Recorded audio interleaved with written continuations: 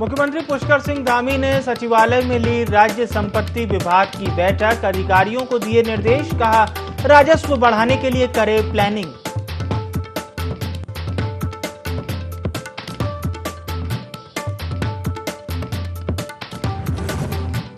CM Dhami ने राष्ट्रपति उम्मीदवार बनने पर द्रौपदी मुर्मू को दी शुभकामनाएं। वहीं इस फैसले पर पीएम मोदी और केंद्र सरकार को भी दी बधाई।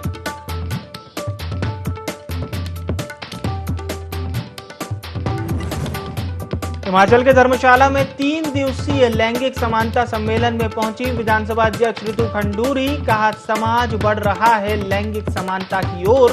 कई प्रदेशों की महिला विधायक भी रही मौजूद।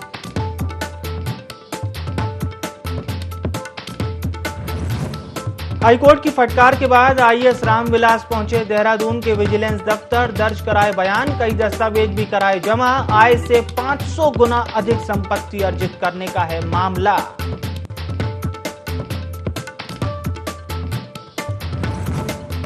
उत्तरकाशी के मोरी में मलबे में दबी 5 महिलाएं, एक की मौके पर ही मौत। 3 महिलाओं को एयरलिफ्ट कर लाया गया ऋषिकेश एम्स।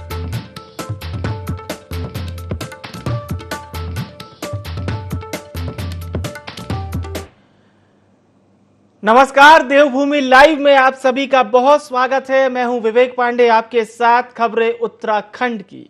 मुख्यमंत्री पुष्कर सिंह धामी ने देहरादून के सचिवालय में राज्य संपत्ति विभाग की एक बैठक ली, जिसमें कम खर्चे में ज्यादा आउटपुट और सुनियोजित तरीके से काम को लेकर चर्चा की गई। वहीं संपत्ति विभाग के कामों से सीएम थोड़े नाखुश भी नजर आए। अधिकारियों को पूरी पारदर्शिता के साथ काम करने के निर्देश दिए। बैठक में राज्य की आर्थिक स्थिति मजबूत करने पर खासा ध्यान दिया गया। नई योजनाओं के तहत हो रहे निर्माण कार्य गुणवत्ता के साथ समय पर पूरा करने को भी उन्होंने कहा। बैठक में सीएम ने 2025 में राज्य की रजत जयंती पर उत्तराखंड को देश के सर्वश्रेष्ठ राज्यों में शामिल कराने की बात दोहराई और सभी विभागों को काम में तेजी लाने को कहा।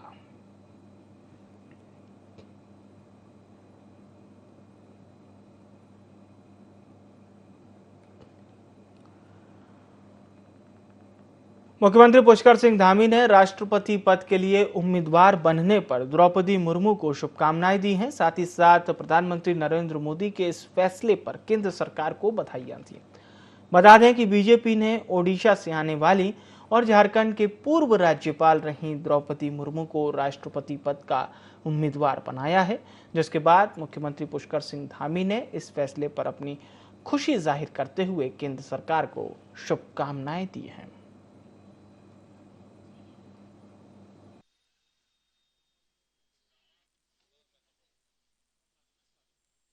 द्रौपदी मुर्मू जी को राष्ट्रपति पद का उम्मीदवार बनाने के लिए हमारे देश के यशस्वी प्रधानमंत्री मोदी जी का, हमारे राष्ट्रीय अध्यक्ष आदरणीय नड्डा जी का, हमारे गृह मंत्री जी का, केंद्रीय नेतृत्व का, सबका धन्यवाद करता हूं कि उन्होंने एक सामान्य स्थितियों में, सामान्य परिस्थितियों में जिन्होंने अपने जीवन को प्रारंभ किया और जो बहुत ही आदिवासी इलाके से आती हैं, जनजातीय इलाके से आती हैं, ऐसे समाज की महिला को देश के राष्ट्रपति पद का उम्मीदवार बनाया है। हम सभी अभिनंदन करते हैं। उत्तराखंड के सीएम पुष्कर सिंह धामी ने मंत्रियों को जिलों का प्रभार सौंपा है। वहीं प्रभार मिलने के बाद अब मंत्री भी सक्रिय हो गए हैं। हरिद्वार जिले के प्रभारी बनाए गए पर्यटन मंत्री सतपाल महाराज ने कहा है कि हरिद्वार से उनका लगाव रहा है। जिले के विकास के लिए बेहतर काम किए जाएंगे।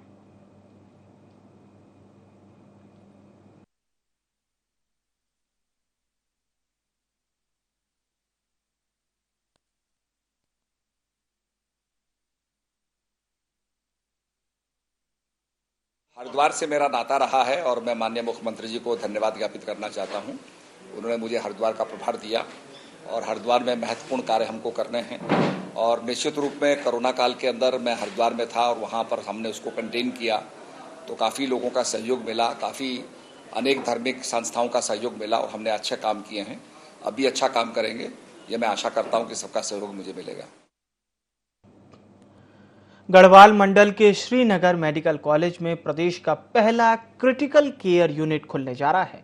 इसी को लेकर स्वास्थ्य मंत्री धन सिंह रावत श्रीनगर के मेडिकल कॉलेज पहुंचे, जहां क्रिटिकल केयर यूनिट के लिए भूमि का निरीक्षण कर अधिकारियों के साथ चर्चा की। इस दौरान उनके साथ कॉलेज प्राचार्य और उप जिलाधिकारी भी मौजूद रहे। स्वास्थ्य मंत्री डॉक्टर धन सिंह रावत ने बताया कि करीब 23 करोड़ की लागत से केयर यूनिट का निर्माण किया जाएगा। 4 मंजिला क्रिटिकल केयर यूनिट को पहाड़ी शैली में बनाया जाएगा। अगले महीने से इसे शुरू करने का लक्ष्य रखा गया है।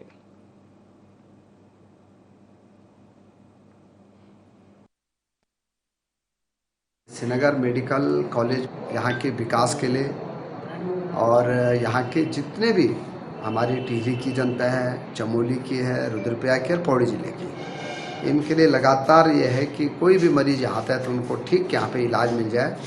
अब हमने एक नई सौगात दी है श्रीनगर मेडिकल कॉलेज को कि यहाँ 23 करोड़ रुपए की लागत से एक क्रिटिकल केयर ब्लॉक बनेगा और ये 50 बेड का बनेगा और इसमें कार्डियो से लेके न्यूरो से लेके हर प्रकार का इलाज किया जाएगा और ये पूरे गढ़वाल में कोई भी क्रिटिकल मरीज आएगा तो उसको यहाँ पे पूरी सुविधाएं दी जाएंगी। राज्य के उद्यान विभाग में अपर सचिव रह चुके आईएएस रामविलास यादव के देहरादून और यूपी के कई ठिकानों पर विजिलेंस टीम ने छापामार कार्रवाई की है। आईएएस रामविलास यादव पर आय से अधिक संपत्ति और भ्रष्टाचार के कई आरोप लगे हैं। छापामार कार्रवाई में कई जरूरी कागजात विजिलेंस टीम के हाथ भी लगे, साथ ही आरोपी अफसर से कड़ी पूछताछ की जा रही है।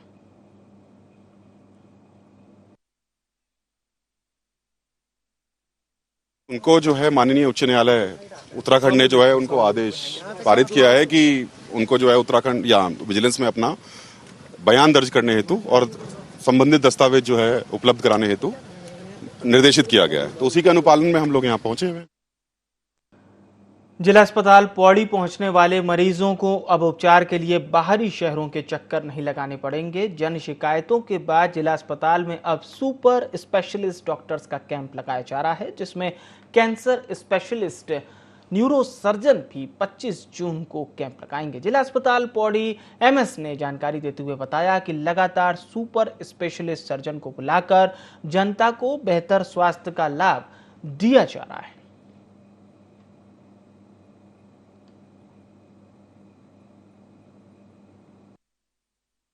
कुछ पेशेंट्स को सुपर स्पेशलिटी डॉक्टर्स की ज़रूरत होती है, जिसके लिए उनके बहुत दूर दूर तक भागना पड़ता है। कभी एम्स जहां अपॉइंटमेंट नहीं मिलता है, या इंद्रेश हॉस्पिटल या जॉली ग्रांट, इन सब जगह भागना पड़ता है।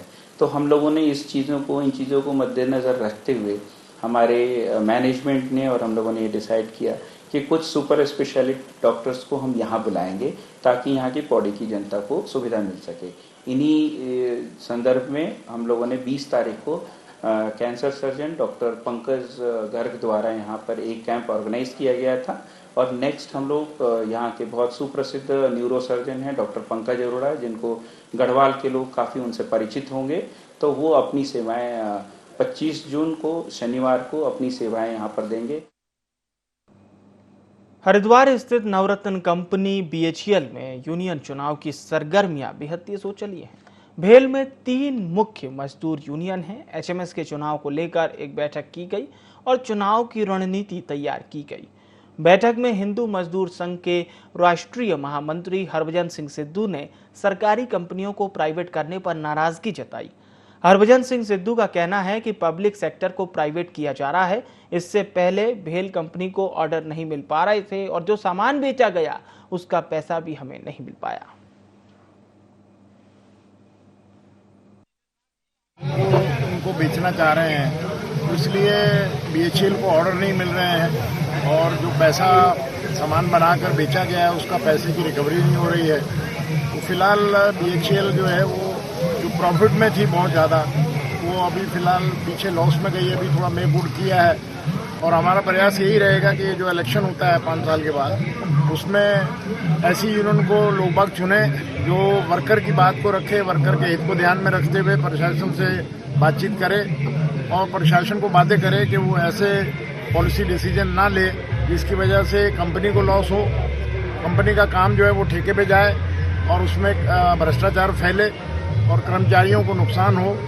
इसी बारे में आज यहाँ पर ये हमारी यूनियन एचएमएस की यूनियन ने मीटिंग रखी है। उत्तरकाशी की मोरी तहसील में 5 महिलाएं मिट्टी की खदान में दब गईं।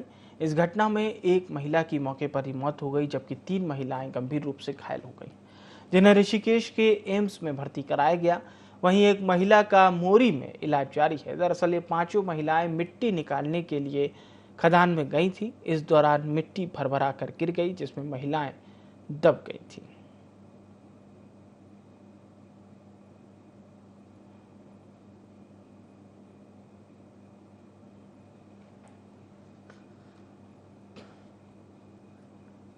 बड़ी खबर के लिए देहरादून का रुख करेंगे। खाद्य विभाग के 6 अधिकारियों के ट्रांसफर रद्द कर दिए गए हैं। आयुक्त के आदेश को मंत्री रेखा आर्य ने निरस्त कर दिया है। आज ही आयुक्त ने 6 अधिकारियों के तबादले किए थे। खाद्य विभाग के आयुक्त सचिन कुर्बे ने ये तमाम तबादले किए थे। मंत्री रेखा आर्य ने इन तबादलों के आदेश को तत्काल तौर पर निरस्त कर दिया है। मंत्री रेखा आर्य ने यह आदेश निरस्त करने का पत्र आयुक्त को भेजा है। 6 जिला आपूर्ति अधिकारियों के आज ही तबादले किए गए थे।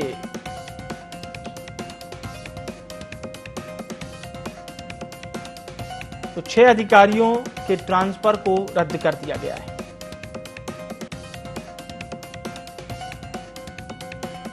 प्रिंसिपल करस्पॉन्डेंट कैलाश बिष्ट हमारे साथ इस खबर पर जुड़ चुके हैं। कैलाश, आखिर क्यों रद्द करना पड़े इन अधिकारियों के तबादले को?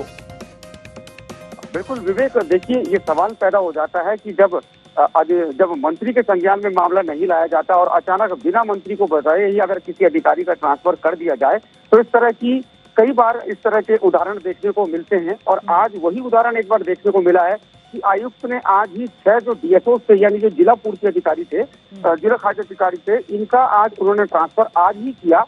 और जब मंत्री के संज्ञान में ये बात आई तो उन्होंने तुरंत एक आदेश जारी किया, जिस आदेश की कॉपी जो आयुक्त को आज उनके दफ्तर में भेज दी गई है कि आखिर किन कारणों से उन्होंने ट्रांसफर किए और आखिर क्यों अधिकारियों ने यहाँ पर जो विभागीय जो मंत्री हैं रेखा आर्य, उनके संज्ञान में मामला क्यों नहीं लाया गया। इससे पहले भी कई ऐसे उदाहरण हैं जो उत्तराखंड में हो चुके हैं कि अधिकारी अपने द्वारा ही ट्रांसफर कर देते हैं, अपने द्वारा ही ऐसे कुछ कार्य कर देते हैं जिसमें वो जरूरी नहीं समझते मंत्रियों की यहाँ पर आज्ञा लेना। तो आज जिस तरीके से आज रेखा आर्य ने ये काम किया है, उससे साफ तौर पर ये लगता है कि रेखा आर्य बिल्कुल यहाँ पर संजीदा है अपने विभाग को लेकर, अपने विभाग के कामकाज को लेकर। और क्योंकि अब 100 दिन होने वाले हैं, क्योंकि अगर मैं रेखा आर्य की बात करूँ, अन्य मंत्रियों की बात करूँ, तो लगातार समीक्षा बैठक करते रहते हैं अपने विभागीय कर्मचारियों से। विभागीय जो सचिव हैं उनसे लगातार ये समीक्षा बैठकें होती रहती हैं। और आज जिस तरीके का ये जो प्रकरण सामने आया है, इससे साफ लगता है कि बिल्कुल पैनी नजर रखे हुए हैं मंत्री अपने अधिकारियों पर, अपने आयुक्तों पर। और आज जिस तरीके से मंत्री ने तत्काल प्रभाव से निर्णय लिया है, तो उससे तो जाहिर तौर पर यही लगता है कि मनमर्जी अधिकारियों की नहीं चलने वाली। जी बिल्कुल, वही मनमर्जी पे भी मैं आपसे सवाल करना चाह रहा हूं कि क्या, और जो बात आपने कही कि मंत्री पैनी नजर अगर रख रही हैं, तो क्या आयुक्त को ये नहीं चाहिए कि पहले मंत्री को फेवर में लें, उनको जानकारी दें, बताएं कि ये तमाम खाद्य विभाग के वे अधिकारी हैं जिनका ट्रांसफर आवश्यक है? मतलब ये तो मनमर्जी वाली बात हो गई है। बिल्कुल, देखिए ऐसा है विवेक कि कई बार ऐसे मौके आते हैं जब अधिकारी अपने द्वारा ही यहाँ पर कार्रवाई कर देते हैं और उसके बाद संज्ञान में लाते हैं और बताते हैं कि हमने ये काम क्यों किया। और अगर कोई भी मंत्री उस कार्य से, उनकी बातों से संतुष्ट होगा, तो जाहिर तौर पर उस काम को होने दिया जाता है या फिर उस काम में किसी तरह का कोई अड़ंगा पैदा नहीं होता है। लेकिन यहाँ पर जो सवाल हुआ कि आज ही आपने ट्रांसफर किए हैं और आज ही मंत्री को जब पता चला, तो कहीं ना कोई बात जरूर रही होगी। हालांकि जिस तरीके से अगर कोऑर्डिनेशन की बात की जाए, तो कोऑर्डिनेशन की कमी की बात मैं नहीं कहूंगा, क्योंकि इस तरह के कई बार मामले हो चुके हैं कि अधिकारियों द्वारा ट्रांसफर कर दिए जाते हैं। लेकिन जाहिर तौर पर यहाँ पर प्रशंसा यहाँ पर करनी होगी, सरकार की प्रशंसा यहाँ पर करनी होगी कैबिनेट मंत्रियों की, जो लगातार नजर रखे हुए हैं। और इस तरह की नजर और इस तरह की मॉनिटरिंग अगर अधिकारियों की हो रही है, उनके कामों की हो रही है, तो इसमें कोई दो राय नहीं कि आने वाले समय में भी अधिकारी डर कर काम करेंगे, अधिकारी अपनी जिम्मेदारियों को समझकर काम करेंगे। क्योंकि एक आयोग का उदाहरण हमारे सामने है कि जिस तरीके से कई पदों को लेकर अधिकारी और कर्मचारियों ने लापरवाही दिखाई थी, बेरोजगारों को उसका खामियाजा भुगतना पड़ा था। तो ऐसी कोई लापरवाही ना हो, इसको लेकर संजीदा है रेखा आर्य भी संजीदा है और तमाम जो मंत्री हैं वो भी संजीदा है। शुक्रिया आपका तमाम जानकारी हम तक पहुंचाने के लिए।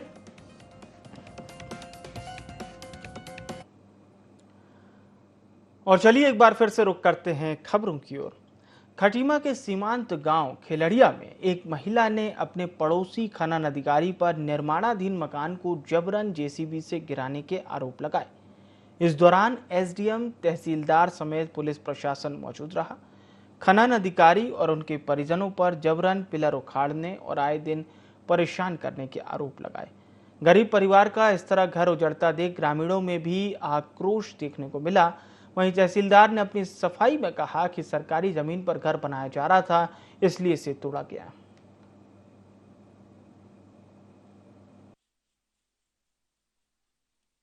सर मजदूरी करके घर मकान जैसे भी बनवाए। कल 1 साल पहले पिलर उलर लगा था और वो ट्रैक्टर लेके आया, पिलर उखाड़ दिया। फिर हम पंच लोग के बुलवाए, दिखाए, फिर समझौता हुआ। फिर एसबी और पटवारी कनगोई सभी आए थे और जेसीबी लेके आए। अचानक सब तोड़ फोड़ कर दिए। हम बच्चे लेके कहाँ जाएं बताइए, जो एक एक पैसा मजदूरी करके हम बनवाए थे सर। वो मकान वर्ग 4 की भूमि पर बन रहा था और अभी वो अंडर कंस्ट्रक्शन था, तो हमने उसको वहाँ पर जाकर तोड़वा दिया। वो अवैध अभ्यासी था, वहाँ पर नया कंस्ट्रक्शन हो रहा था। हमारे जो लेखपाल हैं वहाँ पर स्थानीय, उन्होंने रिपोर्ट दी थी। उनकी रिपोर्ट के बेसिस पे हम वहाँ पर गए थे और उसे तोड़वाया गया। कोई दंडात्मक कार्रवाई हमारे द्वारा नहीं की गई क्योंकि अंडर कंस्ट्रक्शन था, तो उसमें पेनल्टी नहीं बनी।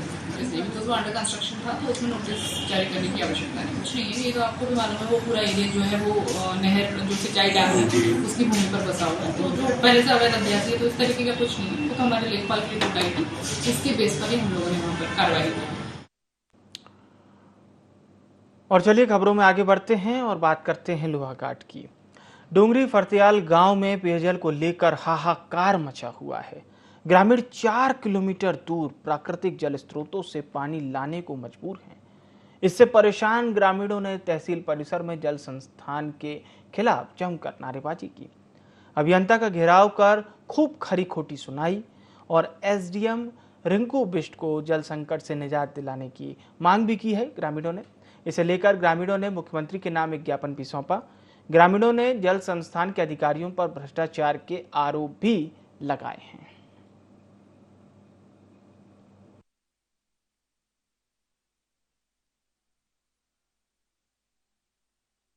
संस्थान द्वारा आज से 2 वर्ष पूर्व 2 अलग अलग टेंडर करवाए गए थे, जिनके ठेकेदार आधी पेमेंट, रनिंग पेमेंट लेकर घर में बैठ चुके हैं और विभाग अभी तक सोया हुआ है। 2 साल से एक बूंद पानी अभी तक गांव में नहीं पहुंची है, जिससे वहां पे लोगों में आक्रोश फैल चुका है। विभाग को बताया भी गया, लेकिन हमारी कोई भी पैरवी करने के लिए या उस पर सुनवाई नहीं हुई। इतनी बार अवगत करा चुके हैं कि हमारे यहाँ पानी की अनियमितता, जो कार्य में अनियमितता हो रही है, उसकी जाँच होनी चाहिए। समस्या का समाधान तो पहले हो जाता है। जल जीवन मिशन के हर घर जल में हमने हर घर को कनेक्शन देने थे, बुंगा फरत्याल और चाकबुड़ी बुरचौड़ा सभी जगह। लेकिन चाकबुड़ी बुरचौड़ा के लिए लोगों की डिमांड थी कि उसी साइड टैंक बने, लेकिन वो फिजिबल यूँ नहीं था क्योंकि हेड उतना नहीं मिलता। तो 69 परिवारों को फीड करना था, उसके लिए भी उसमें कुछ विवाद थे, तो उसको समाधान करते हुए बाकी जो है जल जीवन मिशन जो लाइन हो रही उसको शीघ्र ही चालू करके 2 या 3 दिन के अंदर उसको चालू कर देंगे। संस्थान के एई और जल संस्थान के जो जेई हैं, इनसे भी वार्ता हुई है कि पानी जो है ग्रामीणों को प्रॉपर तरीके से मिले। लेकिन ये बताया गया है कि पानी तो है बट उसका प्रॉपर डिस्ट्रीब्यूशन नहीं है। किन्हीं को एक या एक से अधिक कनेक्शन मिले हुए, कहीं पर पानी जो है पर्याप्त मात्रा में नहीं पहुंच रहा है। इसके लिए मेरे द्वारा बीडीओ, तहसीलदार और जल निगम के अधिकारियों की एक कमेटी, संयुक्त कमेटी बना दी है, जो 15 दिन के अंदर जांच करेगी। अगर कोई अवैध कनेक्शन पाया जाएगा तो उसको हटाया जाएगा और अगर जो भी अनियमितता है उसको दूर किया जाएगा। लोहाघाट पुलिस ऑपरेशन क्रैकडाउन चला रही है, जिसके तहत पुलिस ने 2 चरस तस्करों को गिरफ्तार किया, जिनसे 360 ग्राम चरस बरामद की गई। आरोपियों को देवरारी बैंड के पास से पकड़ा गया। पकड़े गए आरोपी चरस खेती खान से खरीद कर लाए थे।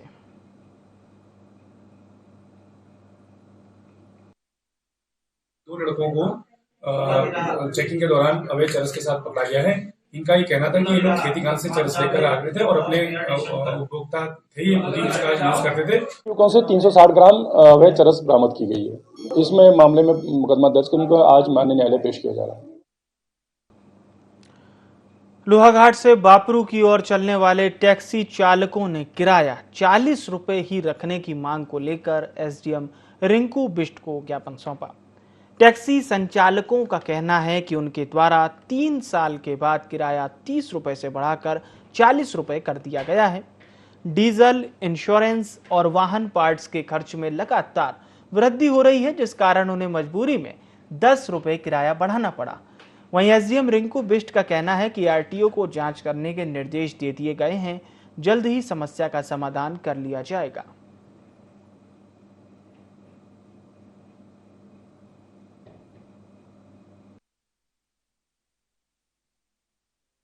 तीन साल पहले जो है हम 30 रुपया किराया लेते थे, तो इस बीच में जो है ईंधन के बढ़ने के कारण और जो हमारा इंश्योरेंस टैक्स जो है बहुत काफ़ी बढ़ा है, जो कि इंश्योरेंस हमारा 14,000 रुपये में होता था, 14-15,000 में, आज 30,000 पहुँच गया है वो। और टैक्स भी जो है साल का हम 20,000 रुपये रोड टैक्स देते हैं, तो ये सब मिला के टोटल जो है 17,000 रुपये हम पे करते हैं गवर्नमेंट को। तो खर्चे में बढ़ोतरी होने के कारण जो है ये मात्र जो है हमने 10 ही रुपये बढ़ाया है। तो इसमें कुछ लोगों का विरोध था कि किराया जो है डबल कर दिया है, ऐसा नहीं है। आज हम जो है ये एसडीएम साहिबा से मिले, यहाँ हमने उनको भी ज्ञापन दिया है, हमने मात्र जो है 10 ही रुपये किराया बढ़ाया है।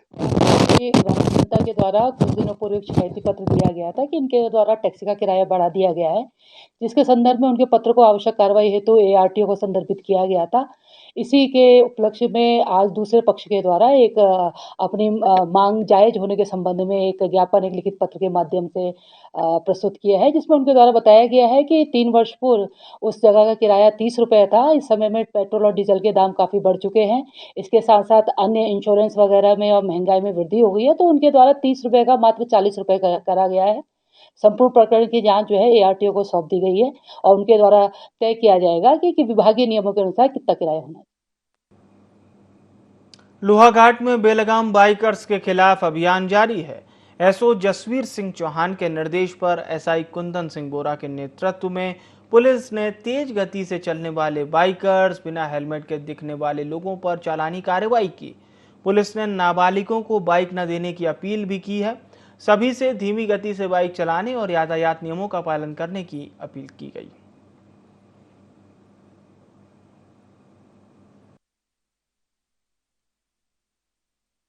अक्सर शिकायतें भी आ रही है लोगों की कि बिना हेलमेट चलते हैं और तेज़ रफ्तार से चलते हैं, जिस कारण ऊपर से भी निर्देश रहते हैं और यातायात निर्देशालय से भी बीच बीच में डायरेक्शन आते रहते हैं कि आप इन चीज़ों पे फोकस कीजिए, रोड एक्सीडेंट कम होने चाहिए। जैसे भी सरकार का भी, हमारे केंद्र सरकार का भी और मंत्रालयों का भी इस पर जोर है कि 2030 तक जितने एक्सीडेंट हो रहे हैं वो रिड्यूस करके आधे कर दिए जाएँ, जिस वजह से रोज़ की कार्रवाई में, जैसे पुलिस की रोज़ की जो दिनचर्या है उसमें चालान वालान ये नॉर्मल हम लोग करते हैं, ताकि शहर में एक व्यवस्था भी बनी रहे और लोगों को आने जाने में परेशानी भी ना हो। उनके अभिभावकों को संदेश ये देना चाहूँगा कि वो अपने बच्चे को गाड़ियाँ ना दें। इतना बड़ा शहर भी नहीं है कि कोचिंग के लिए आप उनको गाड़ी थमा दें या उनको बिना हेलमेट के, पहले तो गाड़ी दें ही ना, क्योंकि नाबालिग है, जब तक लाइसेंस नहीं बनता है आप उसके प्राधिकार नहीं है गाड़ी चलाने के। और उनसे अनुरोध है कि खाली हमारे साथ भी सहयोग करें ताकि हम एक बेहतर, इस लोहाघाट को एक बेहतर शहर बना सकें। और फिलहाल के लिए देवभूमि लाइव में इतना ही। मुझे यानी विवेक को दीजिए इजाजत। नमस्कार।